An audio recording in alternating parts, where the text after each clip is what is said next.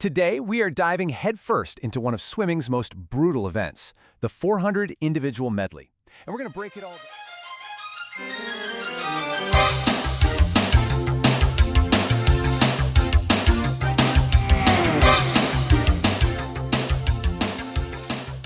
events. The 400 individual medley. Using the incredible insights from elite coach Partha Pratim Majumdar to really deconstruct the strategy you need to conquer this beast of a race.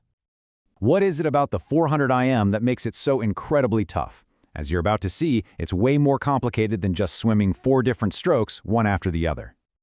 Well, according to Coach Majumdar, it's not just a physical thing, it's a strategic thing. He puts it pretty bluntly. If your strategy, your plan, and your execution are all on point, you're going to swim great. If they're not, you're going to have a bad time. It's really that black and white. And the science behind this is pretty fascinating. It all comes down to something we can call the lactate penalty. Just think about it for a second. Every single time a swimmer has to switch strokes, from fly to back to breast to free, their body has to recruit a totally different set of muscles. And as Coach Majumdar explains, that constant switching creates a massive muscular load, which just floods the body with performance-killing lactic acid. That's what causes that awful feeling of hitting a brick wall mid-race. Okay, so if brute force doesn't work, how do the best swimmers in the world crack this code? Well, it's not about going out like a rocket from the start. It's all about having a brilliant, calculated game plan. And to really see this in action, we're going to look at 2 of the most legendary swims ever, Michael Phelps' world record from 2008 and Leon Marchand's mind-blowing swim that finally broke it. And here's the kicker. Both of them were coached by the same guy, the one and only Bob Bowman. So you just know there's a shared secret in their strategy. So check out these splits. Just look at the first half of the race, the butterfly and the backstroke. Their times are almost identical. Leon's fly was 54.66. Michael's fly was 54.92. Leon's backstroke was 101.98. Michael's backstroke was 101.57. In the second half splits, Leon's breast was really quick. The Frenchman did a 107.64. Michael's breast split was 110.56. Then in the freestyle, Michael Phelps swam a faster split. Leon's free was 58.71. Phelps was 56.79. Final times, both world records at the time were Leon Marchand, 2023's time was 4 minutes 2.50 seconds. In 2008, Michael Phelps was 4 minutes 3.84 seconds. Now here's what's so cool about this. We all know Phelps was a much faster, pure butterflyer than Marchand. But look, he deliberately held back. They both played it cool on the front 200 meters so they could save their big weapons for the end. Marchand's unbelievable breaststroke and Phelps's ridiculous freestyle finish. So, what's the big secret here? It's that neither of these champions just went for it from the gun. They absolutely could have gone faster in their best strokes early on, but they chose not to. They played the long game, they managed their energy, and that right there proves it. The 400 IM is one with brains, not just brawn. Okay, so that's the what, but what about the how? I mean, how do you actually train someone to race that smart? Well, it all starts with building a massive aerobic engine. Just think of aerobic capacity as the size of your swimmer's gas tank. It's all about training the body to hold a super high speed without going into oxygen debt, without producing all that lactate that just kills a race. The bigger that engine, the bigger the gas tank, the longer they can go hard and stay efficient. It's really the foundation for everything else. So how do you build this engine?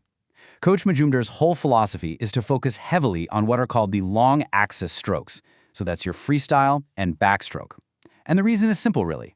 Their mechanics, their technique, just holds up better over thousands and thousands of repetitions. You try to build an aerobic base using butterfly and breaststroke, the short axis strokes, and their form just tends to fall apart, which is totally counterproductive. And check out this set. This is a perfect example of how to put that philosophy into action. The swimmers doing 3 400 IMs. But look closer. The interval, the amount of time they have to complete it, drops each time. It goes from 6 minutes down to 5:50, then all the way down to 5:40. By systematically squeezing that rest time, you're overloading their aerobic system in a way that is super specific to the race itself. It's just a brilliant way to train. All right, so we've built this massive aerobic engine. Now what? Well, the focus shifts to the next huge pieces of the puzzle. dialing in stroke efficiency and teaching an almost automatic sense of pace. And here's a really simple but powerful rule of thumb, the 200-meter rule. Basically, if your swimmer can master the 200 of each individual stroke, the 200 fly, 200 back, 200 breast, and 200 free, then swimming just 100 of each inside of 400 IM is going to feel way more comfortable and way more efficient. If you own the 200, you're ready for the 400. And that brings us right back to pacing. The goal, always, is to train for a negative split. So what does that mean? It means you drill it into your swimmer's brain that the second half of any swim has to be faster than the first half. You are literally training their body to finish stronger, which is the exact strategy that Phelps and Marchand used to perfection. Okay, so the engine is built. The pacing strategy is programmed in. Now, the big meat is on the horizon. It's time to take all that foundational work and sharpen it into a razor's edge, into real race day speed. And that means the whole focus of training has to change. You're shifting gears now. You're moving away from just building the gas tank, and you're starting to work on the turbocharger, developing raw power, and, crucially, teaching the body how to handle the pain of all that lactate that's just an unavoidable part of an all-out race. So as you get closer to the big race, your training literally moves up this chart. You spend less time in those lower intensity aerobic zones, EN1 and EN2, and you start living in the high intensity race pace zones. That's your EN3, SP1, and SP2. This is how you fine-tune the body's systems for the absolute shock of a championship race. And wow, this right here is an awesome race prep set that just pulls it all together. First, you pre-fatigue the muscles. Then you simulate race pace when you're already tired. Then comes the real test, a 400 IM, all out from a dive. But honestly, the genius part is the last step, a sprint kick set with socks on. It's a mental game. It's designed to prove to the swimmer that even when they feel completely gassed, when they think they have nothing left, their body still has more to give. Because at the end of the day, after all those hours, all those thousands of yards, the final weapon in a 400 IM isn't found in the muscles. It's found in the mind.